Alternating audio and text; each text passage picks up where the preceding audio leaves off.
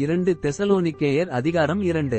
அன்றியும் சகோதரரே, நம்முடைய கர்த்தராகிய இயேசு கிறிஸ்துவின் வருகையையும் நாம் அவரிடத்திலே சேர்க்கப்படுவதையும் குறித்து நாங்கள் உங்களை வேண்டிக் கொள்ளுகிறது என்னவென்றால், ஒரு ஆவியினாலாவது வார்த்தையினாலாவது எங்களிடத்திலிருந்து வந்ததாய் தோன்றுகிற ஒரு நிருபத்தினாலாவது கிறிஸ்துவினுடைய நாள் சமீபமாயிருக்கிறதாக சொல்லப்பட்டால் உடனே சஞ்சலப்படாமலும் கலங்காமலும் இருங்கள்.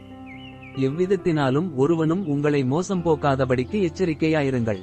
ஏனெனில் விசுவாச துரோகம் முந்தி நேரிட்டு கேட்டின் மகனாகிய பாவமனுஷன் வெளிப்பட்டாலொழிய அந்த நாள் வராது. அவன் எதிர்த்து நிற்கிறவனாயும் தேவன் எண்ணப்படுவதெதுவோ ஆராதிக்கப்படுவதெதுவோ அவையெல்லாவற்றிற்கும் மேலாக தன்னை உயர்த்துகிறவனாயும் தேவனுடைய ஆலயத்தில் தேவன் போல உட்கார்ந்து தன்னைத்தான் தேவனென்று காண்பிக்கிறவனாயும் இருப்பான். நான் உங்களிடத்திலிருந்தபோது இவைகளை சொன்னது உங்களுக்கு ஞாபகமில்லையா? அவன் தன் காலத்திலே வெளிப்படும்படிக்கு இப்பொழுது அவனை தடை செய்கிறது இன்னதென்றும் அறிந்திருக்கிறீர்களே. அக்கிரமத்தின் ரகசியம் இப்பொழுதே கிரியை செய்கிறது. ஆனாலும் தடை செய்கிறவன் நடுவிலிருந்து நீக்கப்படும் முன்னே அது வெளிப்படாது. நீக்கப்படும்போது அந்த அக்கிரமக்காரன் வெளிப்படுவான். அவனை கர்த்தர் தம்முடைய வாயின் சுவாசத்தினாலே அழித்து தம்முடைய வருகையின் பிரசன்னத்தினாலே நாசம் பண்ணுவார்.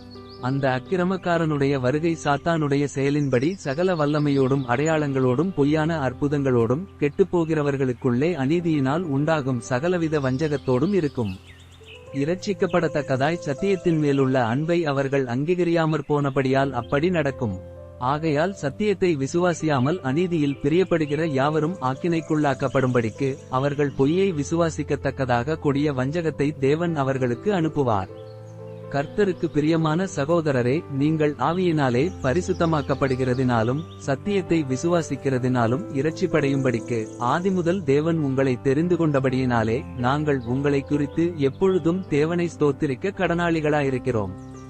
நீங்கள் நம்முடைய கர்த்தராகிய இயேசு கிறிஸ்துவின் மகிமையை அடையும் பொருட்டாக எங்கள் சுவிசேஷத்தினாலே அந்த இரட்சிப்புக்கு அவர் உங்களை அழைத்தார்.